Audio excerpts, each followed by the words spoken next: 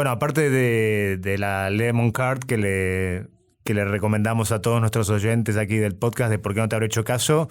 Hay otro programa que tiene muy bueno, Lemon Cash, ¿no? El Lemon Earn. Si uno tiene stablecoins como DAI, que es una famosa stablecoin que es 1 a 1 con el dólar, y deposita ese DAI en Lemon, va a obtener hasta 13% de interés generado anual sobre esos criptodólares. Se pueden descargar la aplicación en iOS o Android, y si no, también ver todos los detalles de Lemon Earn en lemon.me.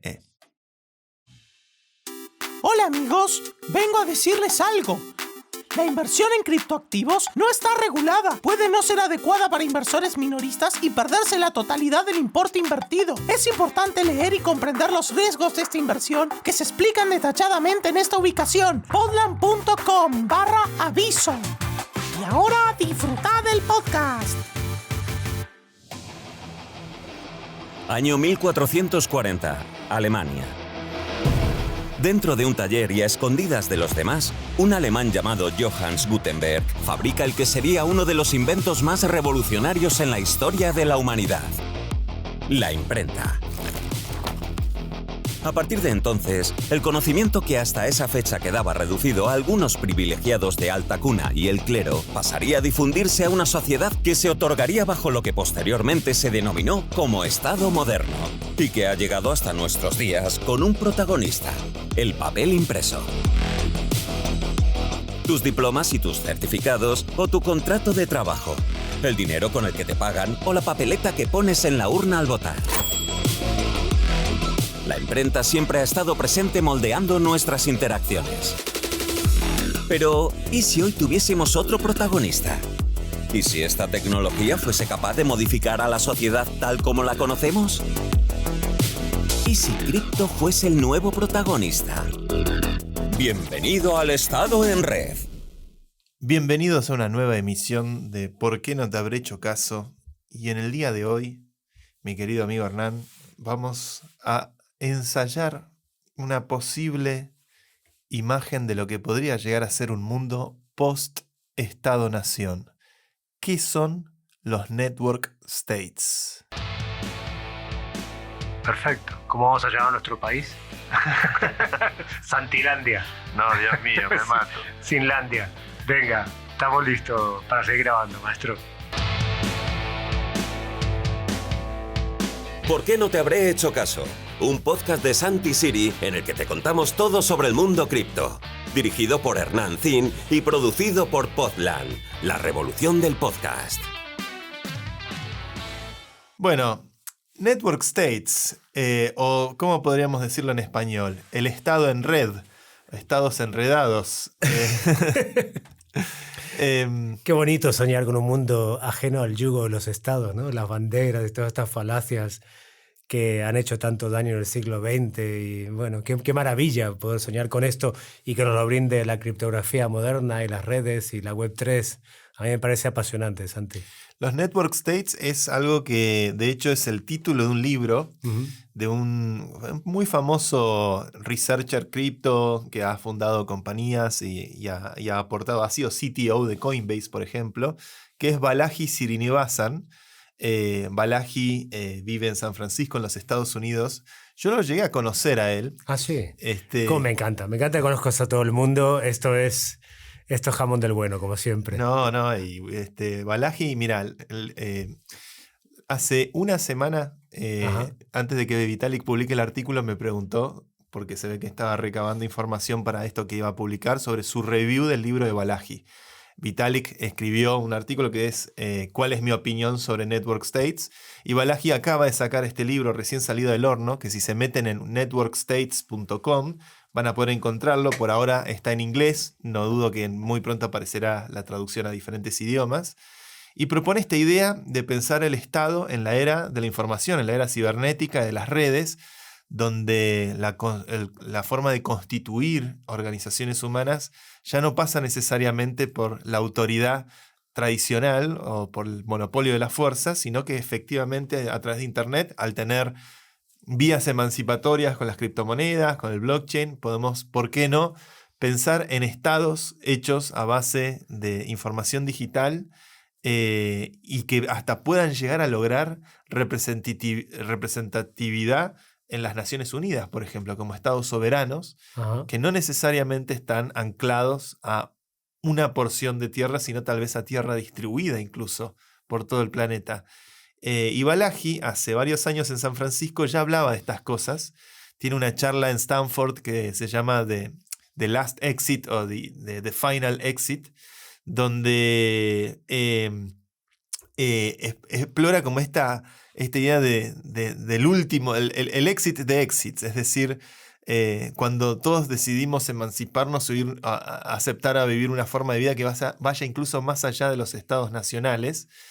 Y en aquella época él daba charlas, tenía esta startup 21 que hacían unos mineros que en Raspberry Pi que minaban Bitcoin. La compañía después fue adquirida por Coinbase y daba charlas a cambio de pizza y Coca-Cola.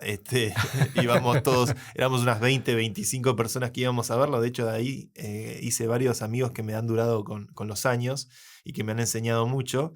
Y Balaji hablaba de esta posibilidad cypherpunk de un mundo más allá de los estados nacionales. Suena maravilloso. Yo te digo que ya me apunto a... No, porque que no está atado a un territorio, no está atado a una bandera, un himno, no está atado a todas estas tonterías, no está atado a las arbitrariedades de los políticos, a las mendicidades de los políticos. Es más bien la libertad personal llevada a la extrema potencia gracias al cripto, gracias a... Bueno, él da en el libro, que está quinto en Amazon en ventas, lo cual es una muy buena señal, es una serie de claves, ¿no? Como qué elementos sirven para crear este estado, metaestado, ¿no? De alguna manera. Mira, yo creo que Balaji es él solo el principal responsable que el libro The Sovereign Individual, que lo hemos mencionado en este podcast antes, se haya popularizado tanto entre los círculos cripto y los ámbitos vinculados con Bitcoin en esa época. El Sovereign Individual, le recordamos a los oyentes, es un libro del año 96, escrito por dos autores ingleses, profético en muchas cosas porque imagina un mundo donde la criptografía de repente permita a personas transaccionar entre sí sin que el Estado pueda intervenir o condicionar esa transacción. Esto escrito por dos autores que aplicaron la teoría de la información a pensar el sistema capitalista. Y Balaji, según la crítica que Vitalik hizo en su blog, recoge el guante de ese libro y lleva las ideas desde Sovereign Individual más allá. En esa época en San Francisco, te estoy hablando de 2016, 2017, Balaji regalaba este libro a la gente. Porque ahí se mezclan dos mundos, ¿no? San Francisco siempre fue una ciudad muy liberal, muy europea, y encima le pones la capa tech, la tecnológica, ¿no? Y ahí sale este cóctel de... No, y desarrolla sus ideas políticas al respecto, es decir, cómo la tecnología transforma el dinero, la identidad, el voto, la soberanía, el territorio. Me parece que todo eso está aconteciendo frente a nuestros ojos. Y lo interesante del Network State es que incluso trata de llevar a una definición muy precisa de cómo podría darse ese nuevo Leviatán o esa nueva categoría política. A mí me gustaría poner el freno acá y recordar un poco qué es el Estado-Nación. Porque asumimos que el Estado-Nación es algo que existió siempre y en realidad tiene unos 300, 200 años según donde empieces a contar. Algunos lo pueden atribuir al 1776 de la Revolución Norteamericana, otros lo podrán atribuir a la Revolución Francesa de 1789. Yo creo que hay un punto de origen más fundamental que está en varias tesis que he leído y creo que es parte de la tesis también de Sovereign Individual y que Balaji comparte, que es el surgimiento de los estados nacionales como consecuencia del Tratado de Westfalia. Si recuerdo bien, 1650, se acordará mi profesora de historia Rivolta si estoy en lo correcto o no. Pero luego de la guerra de los 30 años en Europa, las familias o las potencias europeas, aristócratas en esa época, llegan a un acuerdo con ciertos principios. Que ese acuerdo, el Tratado de Westfalia, tiene un principio fundamental que es el de no intervención en los asuntos domésticos del otro. Es decir, lo que ocurre dentro de tus fronteras es asunto tuyo. y yo no me intromezco en tus asuntos domésticos. Y los asuntos dentro de mi frontera vos no te entrometés. Ese acuerdo esencial, ese principio de no intervención en los asuntos del otro, es lo que generó la idea del Estado-Nación, que es en sí mismo una idea descentralizadora. Descentralizadora para los cánones del siglo XVII, Claro. pero que proponía justamente en el mundo europeo, que era donde empezaron a emerger este orden de ideas políticas, tal vez también como consecuencia de la imprenta y la sofisticación de ciertas tecnologías de la información que permitieron a la sociedad, a la humanidad pensarse en esos términos, es una idea donde dice, bueno, contribuye al emergente de comunidades imaginadas, como los españoles que hablan español, o los franceses que hablan francés, o los alemanes que hablan alemán. Cada uno se entromete en sus asuntos internos y uno no se meterá en los asuntos del otro. Si uno se entromete en los asuntos del otro, estamos ante una guerra. Ese principio que logró lo que hoy es la Unión Europea, o logró lo que es el modelo de gobernanza de muchos continentes, prácticamente se extendió a todo el mundo. Uh-huh. El principio del Estado-Nación, si bien está cuestionado y hoy hay muchos historiadores contemporáneos que pueden tener miradas sobre si estaremos o no en el final de la historia, o si son civilizaciones-estado, como el caso de India o el caso de China, y no necesariamente naciones-estado, que tal vez es algo más atómico, pero ese modelo, mal o bien, con sus interrupciones y sus guerras mundiales, perduró y sobrevivió 300 años.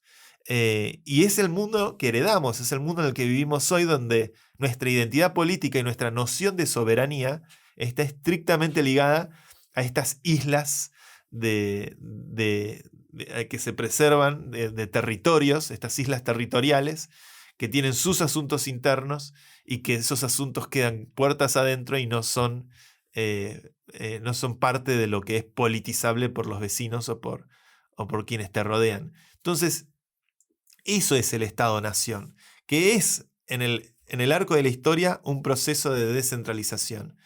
Pero bueno. Es un paso incipiente. Un paso incipiente. Ahora con la tecnología y con este tipo de tesis, como la de Balaji. Ahí va. Srinivasan es más difícil el apellido. Srinivasan, ¿no? He vivido en la India muchos años, me defiendo. Sería Srinivasan. Srinivasan, mira. Sí.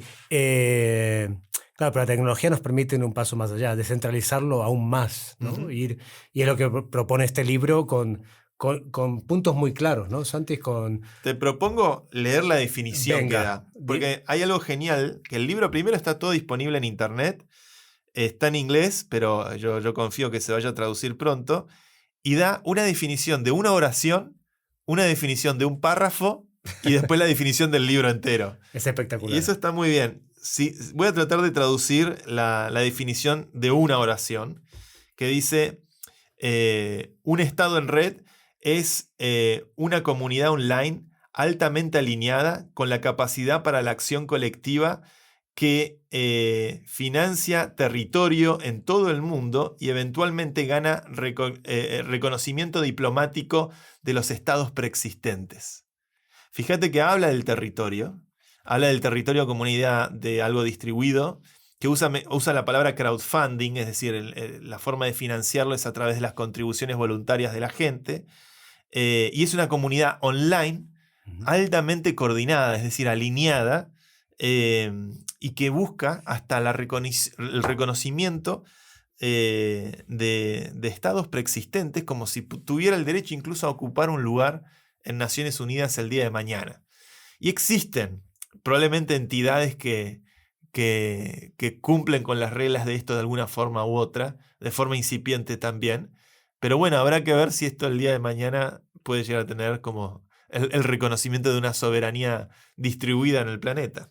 Bueno, pero como todo en cripto no hace falta pedir permiso, hay que hacerlo, ¿no? Es lo fascinante que tiene. Verdad. Y él va dando, en el libro, una categoría anacrónica, antigua, aunque todavía se aplique, y después la respuesta tecnológica y criptográfica, ¿no? Frente a la violencia del Estado, que es la que tiene para ejercer su poder, da la encriptación, por ejemplo, Sí. ¿no? Va dando distintos ejemplos frente a lo nacional, lo social, Sí. frente a a lo mediático, el peer-to-peer, ¿no? Sí. Entonces, a todo lo que es hoy en día en las bases del Estado Nacional, él le da una respuesta a través de las redes y de la criptografía, y me parece fascinante, ¿no? En el fondo, como toda dimensión humana, el Estado-Nación, que como digo, ha hecho mucho daño a la humanidad. Estoy terminando de releer el libro de Anthony Beevor de la Segunda Guerra Mundial. Es terrible, ¿no? 60 millones de muertos. Es un libro exquisito, como está contado año a año y conflicto a conflicto, aquella guerra que hizo tanto daño a Europa y por la cual después Europa maduró y se unió y ahora es un ejemplo para la humanidad de unión. Pero Estado-Nación, el saldo, digamos, en ese sentido es negativo, ¿no? Entonces podemos empezar a pensar en nuevas formas de juntarnos la gente que tenemos intereses comunes.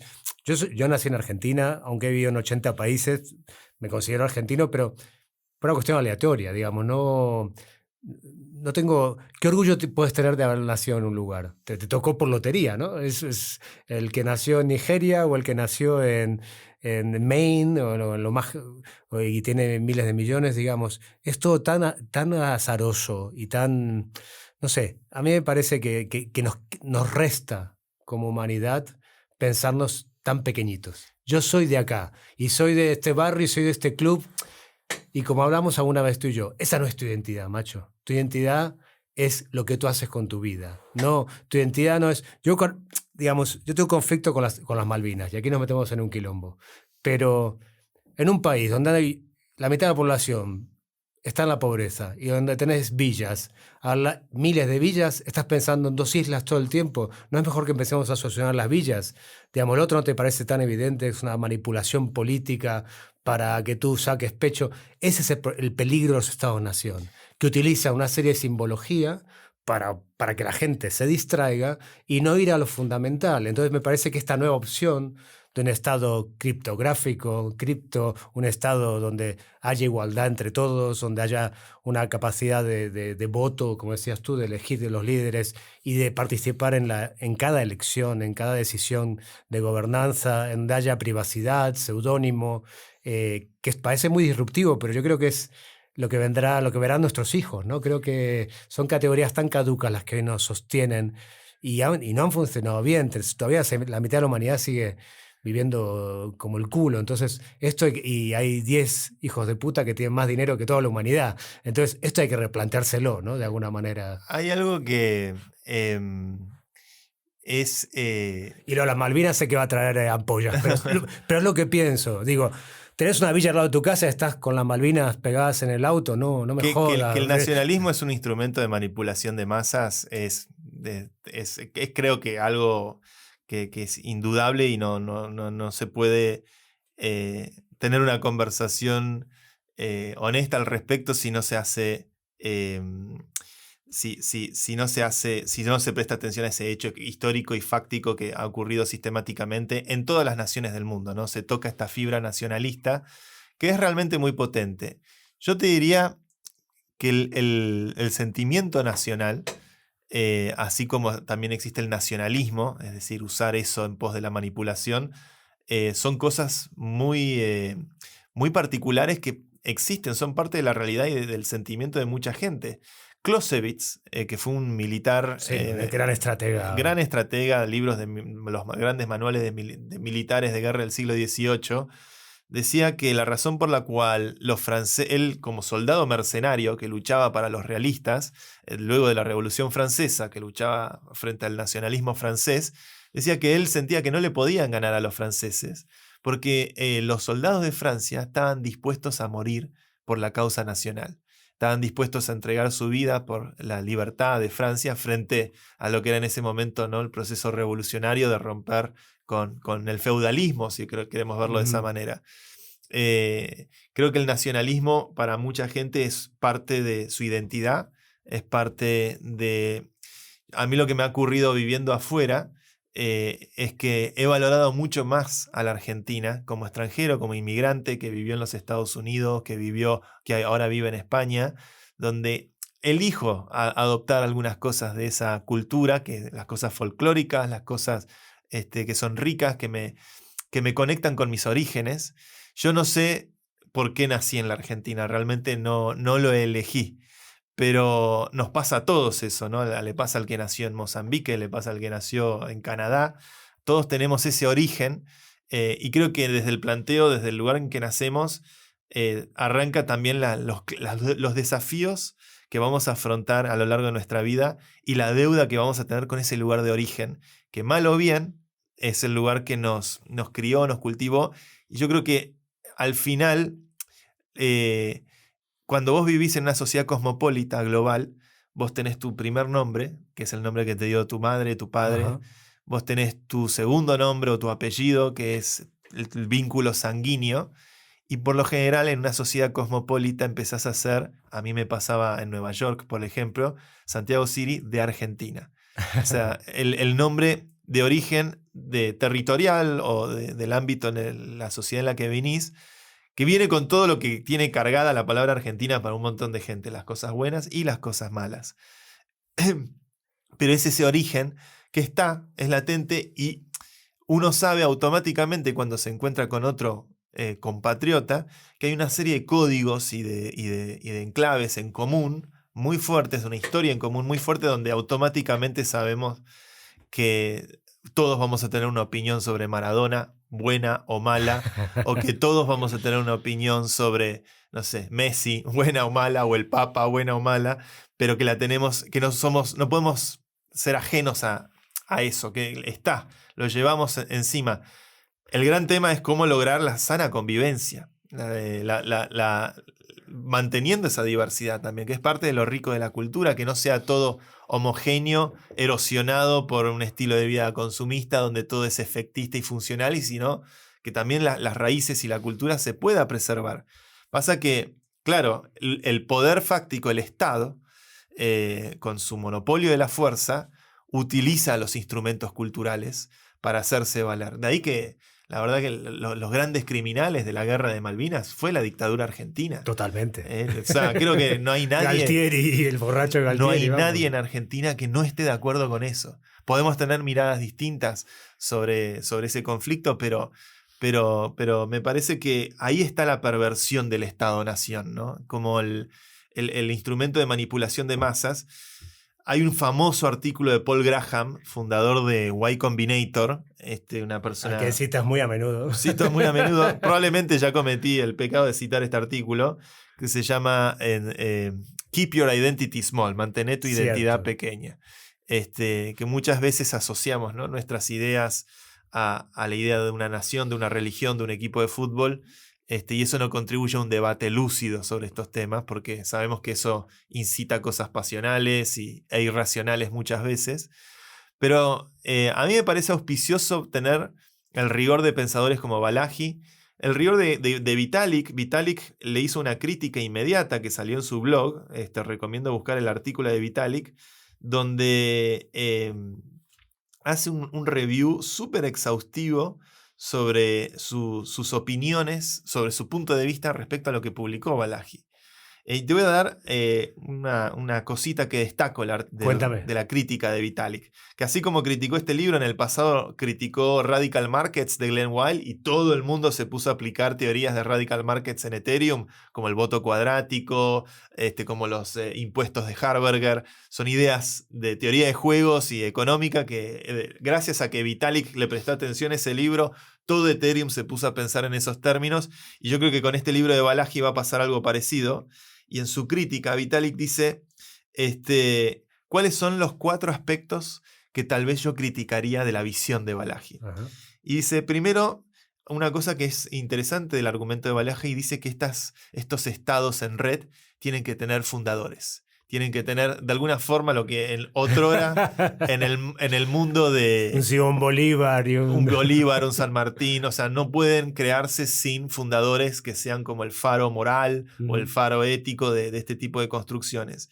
Y lo interesante de Vitalik dice, mira, está bien que pueda generarse como el hecho de que haya concentración o que sea necesario en el bootstrapping, como hacer una startup, el rol de los fundadores, pero eventualmente no hay que caer en el riesgo de la centralización, ¿no? Que no quede centralizado en el carisma o en la virtud de esos padres fundadores, sino que efectivamente sea un experimento que incentiva y genera mayor descentralización, que es lo que el arco histórico del cual estamos hablando con estas cosas.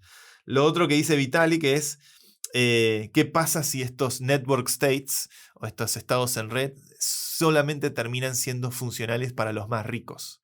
Es decir, también Balaji viene de Silicon Valley, es un venture capitalist de Andreessen Horowitz, y tal vez yo he visto eso en Estados Unidos, de tener una visión muy de mirarse el propio ombligo, de esa cosa de construir tecnología solamente para los sectores que están altamente ya beneficiados por la tecnología y no perder el contacto con la sociedad, con aquellos que de repente por ahí sufren alienación o se ven marginados por el avance tecnológico. Es decir, cómo construir que estos sistemas no sean solamente para los más ricos. La tercera idea que dice Vitalik es la idea de exit no es lo suficientemente estable para la política global. Si todo el mundo quiere hacer exit del sistema político actual, ¿qué sucede? Esto es una idea recurrente en Balaji, la idea del exit, donde, bueno, no estoy de acuerdo con el status quo, forqueo y hago un exit y me voy con mi propia regla de juego, que es algo muy del ecosistema cripto o del ecosistema capitalista. La startup que no llega a lograr financiarse y logra un exit siendo vendida a una startup o una compañía más grande. Sí. Bueno, funciona en la idea del exit en el contexto de los conflictos geopolíticos, los conflictos de energía, los conflictos bélicos.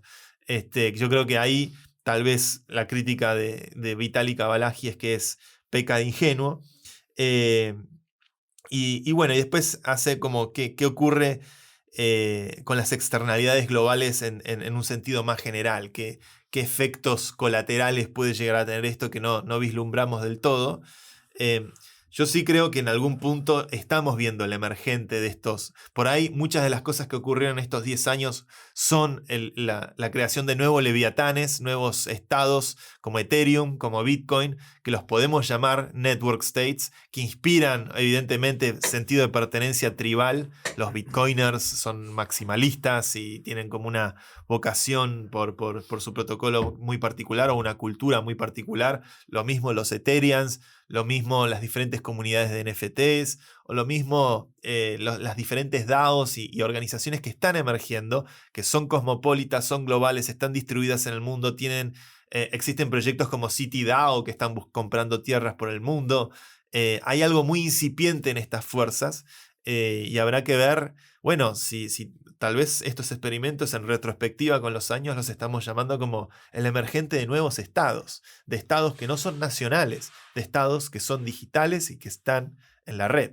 Sí, yo pido perdón a los oyentes de este podcast porque entiendo que lo del Estado es como la religión. Yo soy ateo y a veces me da un poco de... Yo soy maradoniano. Sí, me da un poco de risa algunas cosas. Vino la paloma y la dejó embarazada, no sé. Me parece toda esta liturgia cuando el mensaje de Cristo era bastante práctico y bastante inteligente, pero bueno, toda esa liturgia son aspectos de poder también, ¿no? Toda esa pompa y que va en contra del mensaje de Cristo, justamente, esa es la gran paradoja. Y los estados pasan lo mismo. Y yo tengo esta alergia tan grande porque he sido reportero de guerra 20 años. Y te digo que he visto en Kenia, donde hay 47 tribus, a los lugos matar a los luya a flechazos y a machetazos en la villa más grande de Nairobi, que es Kibera, que es la villa más grande del mundo, porque hubo unas elecciones, dijeron que los robaron y se empezaron a matar. Y se mató medio país. Y murieron, yo lo veía, se reubicaban, y bueno, y todos los lugos se fueron a ir con los lugos, los luya con los luya, los kikuyos con los kikuyos. Y digo, si somos todos lo mismo, vamos, si lo ves, y somos todos lo mismo, todos sangramos, todos sufrimos por lo mismo. Entonces, lo he visto en Bosnia, la guerra de Bosnia, lo he visto en Afganistán, que hay 750.000 también subdivisiones en la India, lo he visto cuando vivía en la India, las castas, ¿no? Hay 200 castas, y el Kala que se dice en hindi, se dice en bengalí, quiere decir negro, y si tenés la piel un poquito más negra ya eres de una casta más baja, y los brahmanes, los brahmin tienen la piel más blanca. qué manía que tenemos los seres humanos de querer ser distinto al otro, de querer buscar maneras artificiales de diferenciarnos, ¿no? Y eso ha causado tanto daño, y causa tanto daño, ¿no? Eso, en Nigeria las mujeres se blanquean la piel con bleach por aquella famosa frase de fair is beauty, ¿no? Y en Europa tomamos sol en Argentina tomamos sol para ponernos negros, ¿no? Entonces, a mí, que he viajado tanto, que he vivido en tantos países, que he vivido desde el Congo hasta el Tíbet, somos todos iguales. La diferencia entre nosotros y el que está es tan mínima.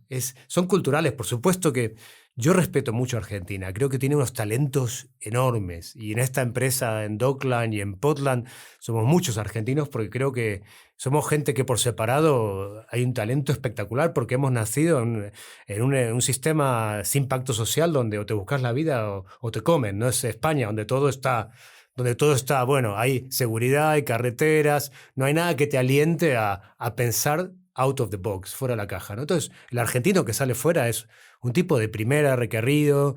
A mí me jode mucho cuando ponen los artículos, cuando hago promoción de una película o un libro, escritor argentino. No, yo soy un escritor, soy un director de cine. A mí no me pongan un apellido. Yo soy del mundo, lamentablemente. El mundo es tu casa. El mundo es mi casa y soy donde pago impuestos. Eso es lo que más me jode. De donde pago impuestos sé dónde soy. Si tiene que ser las Bahamas, esperemos, o el Crypto State, lo seré. Si tengo que pagar impuestos ahí. Pero, digamos, yo respeto mucho la parte emocional, pero las emociones no pueden estar por encima de la razón. Y la razón nos tiene que decir que estos son todos artificios y que los seres humanos estamos todos en una misma nave espacial, como dices tú. Estamos ante una guerra, en el momento de menor violencia del mundo, una guerra contra nosotros mismos que estamos perdiendo, que es la del cambio climático, y hay que empezar ya a buscar soluciones. Entonces, todo esto nos distrae de lo esencial, Santi. También, si me permitiste, diría, la razón también engendra monstruos.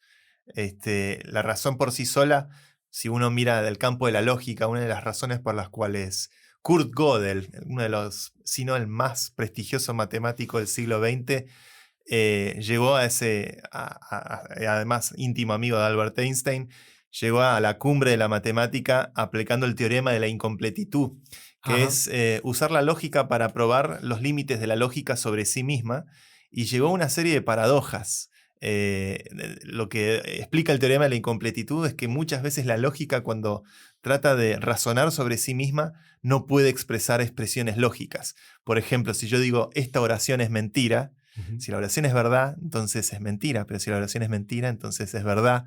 Y Gödel, este famoso matemático, se encontró con los límites de la razón en algún punto. Creo que hay algo de lo emocional y lo racional que no es todo daño también. Es parte de la vida humana. Creo que los problemas que tenemos obviamente es dramático estar afrontando la gravedad de lo que vivimos en el planeta hoy en día y los conflictos que hay. Pero, como decía Nietzsche, yo creo que lo que ocurre muchas veces es que la identidad de un pueblo se basa en oposición a la del pueblo vecino. Ese es el problema. Ese es el problema. Cuando tu identidad se basa en la negación de la identidad del otro o en menospreciar. La negación es una cosa, pero la Boca, como el equipo del pueblo, Boca como equipo del pueblo, en oposición a su vecino, porque River estaba en la Ribera también, al lado de la cancha de Boca, era todo en la Boca originalmente. Sí. Después se va River a Núñez, al barrio de los ricos, y quedan como los millonarios. Y ese es el folclore de dos pueblos, ¿no? El pueblo de Boca, el pueblo de River. Pues River no es pueblo. Pero es la identidad de mi pueblo va a ser en oposición a la del vecino, y eso genera la diversidad. Genera la diversidad de culturas, genera lo rico de poder saber que también eso, la gran mayoría de las veces lo podemos ver desde un lugar más empático que conflictivo. Estoy contigo que la manipulación de ese costado empático para alentar e incentivar un conflicto es algo francamente criminal, y lo han hecho todos los grandes dictadores y muchos presidentes democráticos desde que la historia es historia. Pero es esa manipulación de algo sentimental que también tiene un costado, que genera la diversidad de culturas, genera la diversidad de ideas, genera la expresividad impresionante que tiene la humanidad en la riqueza de cada una de sus personas y de cada una de sus comunidades y de sus tribus y demás. Entonces, yo creo que algo de lo más interesante que trajo el mundo cripto es esta idea vaga de separación del dinero y el Estado, ¿no? Como que hereda un poco esta idea histórica más de la época del Tratado de Westfalia o de la Revolución Francesa, que era la separación de la Iglesia del Estado. Son cosas que se anhelan, son cosas que la historia aspira, que no se logran del todo. Todavía la Iglesia existe, todavía la aristocracia existe, todavía la democracia es, como decía el Pepe Mujica, siempre es algo incompleto, algo insuficiente, porque es la única idea que no tiene una idea acabada sobre cómo deben ser las cosas. Entonces están siempre en formación, nunca termina de ser algo absolutista o totalitario como todas las otras ideologías, que en el momento que se ponen absolutistas y totalitarias y dicen yo y el resto no, anular al otro, como ocurrió con el nazismo, o como ocurrió con el fascismo, o como ocurre, si querés, si lo llevamos al presente con la cultura de la cancelación. Me parece que ahí hay algo que bueno, es algo muy profundo, ¿no? De lo que es nuestra naturaleza. Yo no soy una persona que tiene experiencia en la alta política, pero he tenido un recorrido en lo como dice Tolstoy, pinta tu aldea y tendrás el mundo, y con la experiencia del Partido de la Red, o más recientemente con la experiencia de la DAO, el Proof of Humanity, los lugares de liderazgo son realmente muy difíciles a veces, extremadamente tensionantes, que generan presiones inimaginables. Si yo he sufrido un poquito en mi pequeña comunidad de humanos, que somos 20.000 y estamos usando Ethereum y estamos aprendiendo entre todos, y he sufrido por ser un delegado que representa a mucha gente y recibís presiones y recibís...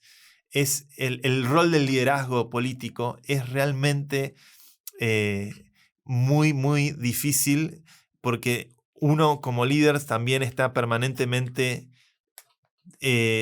tratando de no caer en estúpidas, en decisiones estúpidas, en decisiones dañinas, en decisiones que fomenten mayor discordia que concordia, o mayor separación que unión.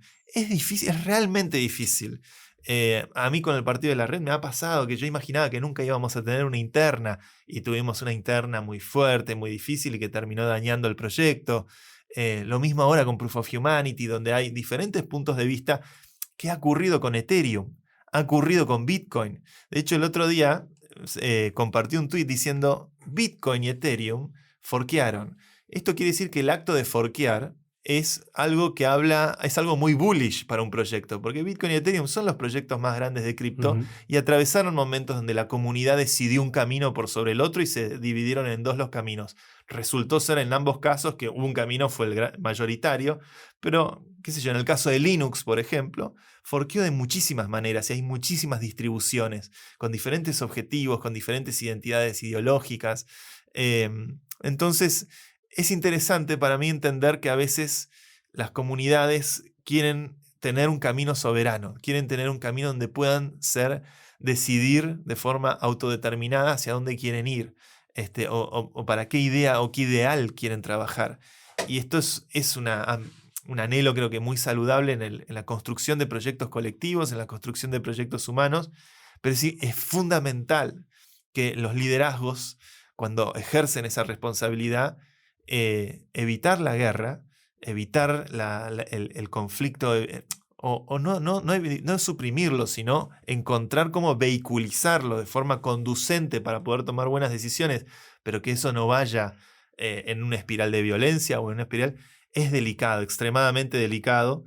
Y por eso para mí, qué sé yo, en el mundo de la geopolítica, para mí es como el que se enoja pierde. El que tira la primera bomba pierde, ¿no? Por eso yo te hablaba de relacionarnos desde la razón. Por supuesto, la razón, y como bien has mencionado, tiene sus límites, y límites muy importantes, pero pienso en Comte, ¿no? Ya que estamos tirando tantos nombres de filósofos. Comte escribió que el pensamiento mágico, que el pensamiento terminaba en el siglo XIX y ahí empezó toda esta corriente de pensamiento racional. Por eso la bandera de Brasil dice orden mi progreso. No tuvo una época de, bueno, hablemos de hechos. No es como la de Chile que dice por la razón o por la fuerza. Esta era solo por la razón, la fuerza no la dejaron. Entonces, orden y progreso. Era una tendencia a finales del siglo XIX. A mí me parece muy interesante, porque en el momento que analizar los datos fríamente, le sacas toda esta pasión, que entiendo que tiene un componente que los humanos somos así, ¿no? Apasionados, sobre todo los latinos, y tenemos nuestras raíces, pero tenemos que poner una balanza y ver las situaciones con objetividad, y eso es lo que yo llamo racional. Yo te pongo un ejemplo, Santi, claro, yo me he dedicado, como lo conté en el capítulo anterior, como me dijo mi padre en un momento, al conocimiento empírico de la condición humana, no al conocimiento teórico. Entonces, voy a un pueblo del Congo y veo una mujer que está muy enferma y digo, llevémosla al hospital. No, la va a atender el curandero. Digo, puta, que hay un hospital a 20 minutos, denle medicinas. Sí. O cuando yo tuve malaria la primera vez que estaba viendo en Calcuta, creo que esta anécdota la he contado, que como te hacen el test de la malaria durante el día, no te sale, porque tienes que tener fiebre. Entonces todo el mundo hacía el test y no me salía. Entonces venía uno que hacía energía universal, porque hay muchos freaks en Calcuta viviendo, yo vivía en un hotel de mochileros, y me hacía, ya te he curado. La Madre Teresa me regaló me dedicó una misa y me mandó una virgen con agua bendita. Y al final el dueño del hotel, que era un gordo sikh con la barba y el turbante, se cansó de todo esto, me puso en su Vespa. Yo ya pesaba 20 kilos menos, me vomitaba, ya no sé, me sentía que me moría. Y me llevó al hospital y ahí me hicieron el estudio, me pusieron quinina y en 3 días volví curado. Cuando entré a la habitación del hotel tiré la virgen de la Madre Teresa por la ventana.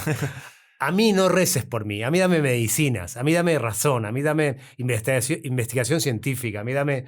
Eso es lo que hace progresar a la humanidad, digamos. Entiendo la parte emocional, pero he visto que causa tanto daño eso de vamos al curandero y creamos en el pensamiento mágico. No, vete al mejor hospital del mundo. Paradójicamente, la Madre Teresa, que yo soy bastante crítico, ella decía, yo alguna vez le pregunté, le digo, cuando yo vivía en Calcuta, le digo, ¿por qué no da atención médica a la gente? ¿No le parece que una casa para moribundos en el año 95 no tiene ningún sentido, teniendo usted tanto dinero de Pablo Escobar, del otro, de Duterte, perdón, del dictador de Haití, digamos?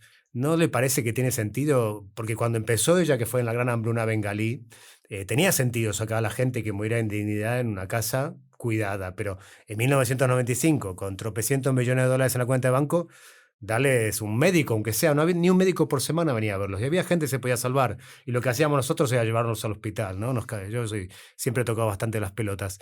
Entonces, a mí, la paradoja que se da es que cuando la Madre Teresa se enferma, se va al Mount Sinai, ¿entendés? Entonces, sí, ¿qué queremos? Si sí, todos son Mount Sinai, o para el unos... mejor hospital de Nueva York. Sí, o para unos rezar para que mueran en paz y para otros no. Queremos que todos irán Mount Sinai. Y eso pasa por una decisión racional, no mágica. Decir, bueno, rezo por él y él se va a salvar y va a ir al cielo. No déjese joder, deme la quinina y no rece por mí, por favor. Supuesto que yo creo que estás haciendo referencia a un pensamiento mágico de la era feudal, ¿no? Cuando pensaba... Pero que sigue presente. Totalmente, Santi. Totalmente. ¿Cuánta gente dice, tomé esta decisión porque me fui a mi tarotista? Le digo, ¿en serio? ¿Una decisión empresarial porque te fuiste a tu tarotista? Bueno, yo más que eso vería el nicho de mercado, vería, no sé, me parece cosas que todavía de pensamiento mágico que están presentes, ¿no? Ese es parte del matiz de cómo, de la tradición y de cómo la humanidad se piensa a sí misma.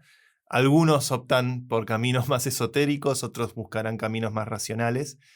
Yo creo que una de las cosas que, haciendo reflexión sobre algunos de los conflictos, por ejemplo, que en el ecosistema de Proof of Humanity o de Ethereum he visto, donde ahí es mucho más sutil la diferencia entre quién está teniendo el pensamiento mágico y quién está teniendo un pensamiento racional. En el caso, creo que de la Madre Teresa y demás, como has mencionado, es mucho más fácil de discernir dónde está lo racional o dónde está algo que trata de mirarlo con mayor objetividad y que es aquello que está desde un lugar totalmente subjetivo y fantasioso. Sí, y yo me ha costado mucho criticar a la Madre Teresa, y lo hago en algunos libros y en algún artículo, porque sé que para mucha gente es un ícono, que es un ícono de la bondad y tal, pero no lo era.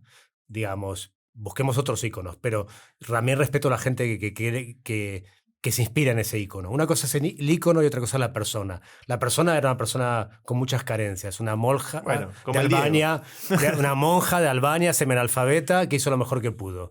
Punto. Pero el ícono está ahí, yo respeto a la gente que lo siga. Pero perdóname que te interrumpí. A lo que voy, hay decisiones políticas o decisiones económicas mucho más difíciles de discernir dónde está la verdad, si es que esa verdad es algo alcanzable.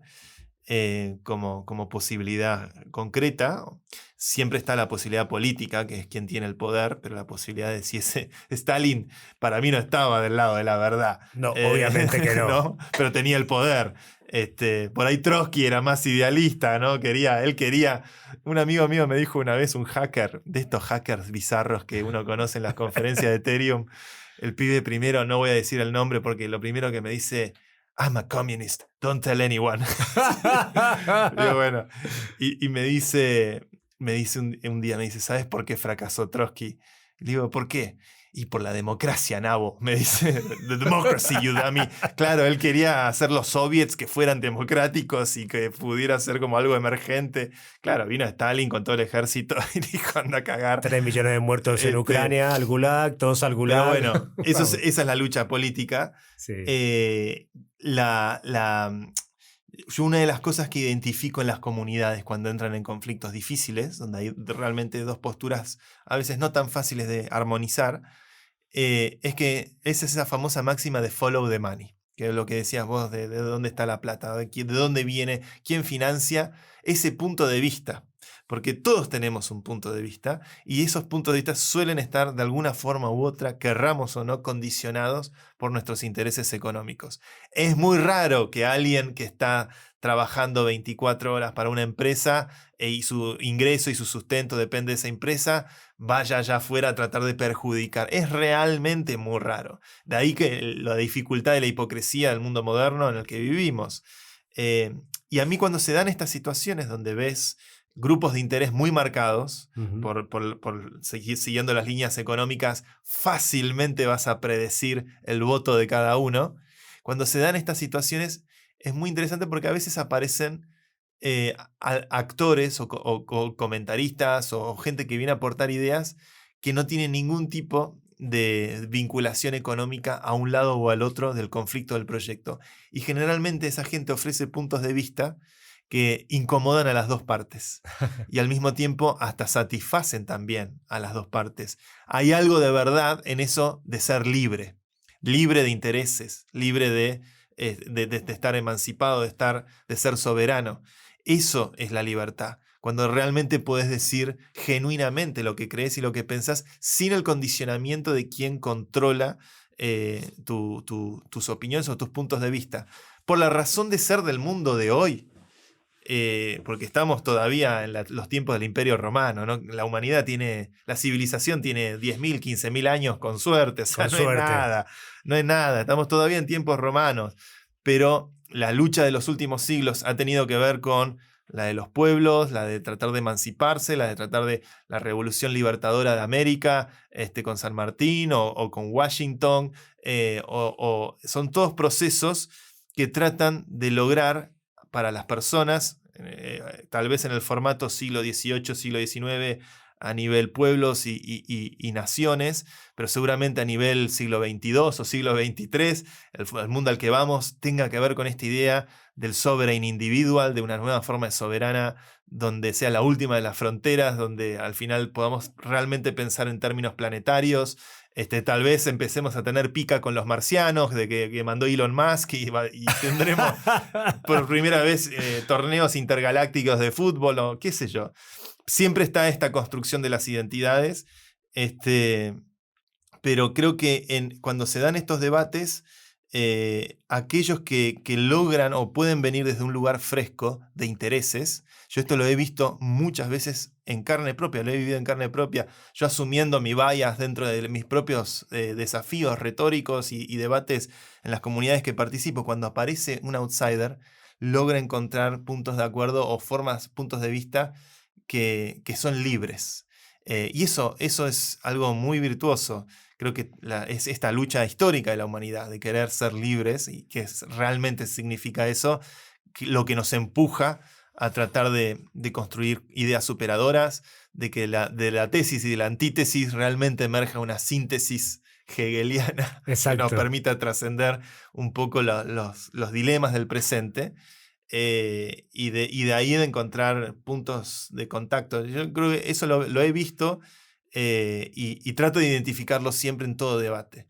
Follow the money y quién está hablando desde un lugar de libertad. De un lugar neutro, digamos, de alguna manera. Lo neutro me parece que es más engañoso. Hay un concepto que se usa en cripto que está bueno para ser riguroso con esa palabra, que es creíblemente neutral. Entornos donde hay una aspiración a que algo en apariencia es neutral, como la democracia, ¿no? Es algún contexto creíblemente neutral, aunque sabemos que hay mucho dinero a veces que trata de manipular la campaña, el candidato y demás para tratar de quitarle esa neutralidad. Pero todos la aceptamos como tal porque esta regla de juego de una persona, un voto, genera un contexto de credible neutrality.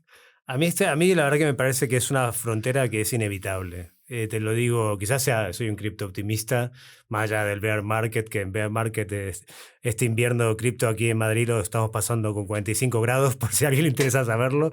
Me parece una idea inevitable que lleguemos a esa frontera, porque están las herramientas ahí, porque el ser humano siempre va un paso más allá. El libro me gusta mucho porque habla de Hobbes, de Locke, que son autores que yo he estudiado mucho. Dice que Locke, que la justificación del Estado-Nación es que protege la propiedad privada. Pero ahí están los smart contracts, que te pueden servir para lo mismo sin un Estado intermediario, ¿no? Contra el fiat money tienes las cryptocurrencies, las criptomonedas, digamos. Todo tiene su versión libre, descentralizada. Digamos, realmente podríamos crear un país, una nación, basada en la criptografía moderna, en la red. Y me parece que es como estamos empezando a vivir ahora, que nos movemos muchísimo, que tenemos todo el día el teléfono en la mano, me parece algo hasta casi inevitable. Y me gustaría, creo que inclusive en ese estadio repetiremos muchos de nuestros errores porque están en nuestro ADN, ¿no? Esto de querer confundir nuestra identidad con la identidad sea de Ethereum o sea de Bitcoin.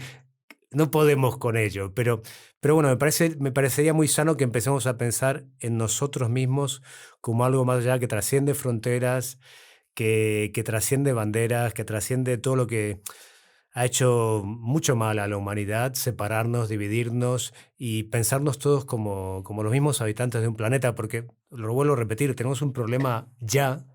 Un problema que hace 30 años yo fui a la conferencia de Río de Janeiro de la Tierra, fue una de las primeras cosas que hice como periodista. Ya se hablaba del cambio climático, de que el planeta se iba a la mierda. Bueno, estamos perdiendo 1 millón de especies por día. Estamos sufriendo unos calores brutales que nunca habíamos sufrido, récords cada año de temperatura. Ayer en mi casa había 3 palomas muertas en el jardín. Digo, te da tanta pena el estado del planeta, es tan terrible lo que está pasando que quizás si nos vemos a todos como... En vez de separarnos, nos vemos como todos integrantes de una misma comunidad y ojalá la tecnología lo permita, podamos afrontar de manera coordinada y juntos este gran desafío que es que nos vamos al carajo, para ponerlo simplemente. Y después la libertad en eso soy muy estoico, en eso soy muy de Séneca, de Marco Aurelio. La libertad es aceptar, bueno, que lo que te pasa te va a pasar, que no tienes... aceptarlo con estoicismo, pero con mayúscula, aceptarlo con dignidad, saber que la mitad de los problemas que tienes son inventados, los inventas en tu cabeza.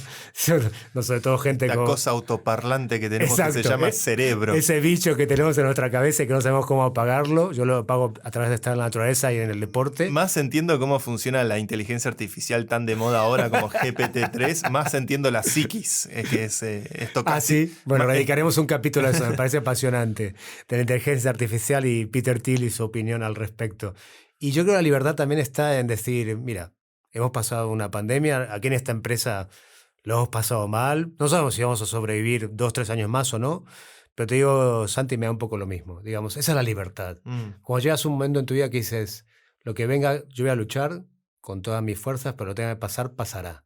Digamos, y eso te da una fuerza interior y una libertad que es, si tengo que vivir bajo un puente, viviré bajo un puente. Venga, voy a por todas, por supuesto que lucharé con el cuchillo entre los dientes porque es loco. Salimos de una pandemia que nos ha hecho mierda como productoras, ahora viene la recesión y dices, bueno, yo voy a seguir luchando, pero si el outcome, el resultado de todo esto es que yo tengo una autocaravana, tengo una casa rodante, que tengo que vivir en mi casa rodante frente al mar, pues lo aceptaré con el estoicismo, digamos. Y eso te libera de una carga de neurosis y eso también es un trabajo que hay que hacer y no es esotérico, es admitir que memento mori, estamos aquí de paso, que esto es una experiencia que no sabemos dónde viene y aceptar las reglas de juego también, ¿no? Entonces, a mí la libertad la encontré ahí, la encontré en la filosofía estoica, en Séneca, en Marco Aurelio, que pase lo que tenga que pasar, ¿sabes?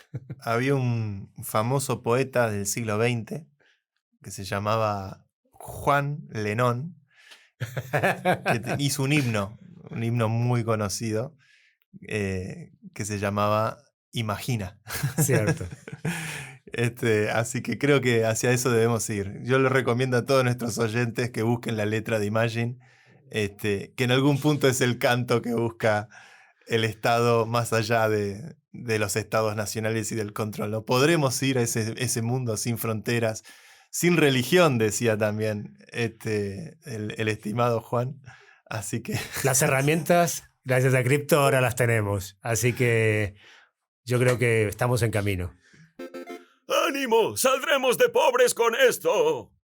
Si te ha gustado este podcast y quieres más información, síguenos en nuestras redes sociales @somospodland o en nuestra web podland.com y no olvides darle al botón seguir para enterarte de nuevos episodios.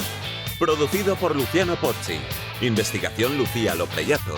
Diseño de imagen Juanjo Contreras. Locutado por Fernando Simón. Productora ejecutiva Julia Gómez Cora. Presentado por Santi Siri y dirigido por Hernán Zin. El presente podcast no supone asesoramiento financiero de ningún tipo, sino simplemente la opinión de sus participantes. Las recreaciones en él contenidas están basadas en hechos reales, pero son fruto de la ficción de los guionistas y del equipo artístico de Podland. Podland, la revolución del podcast.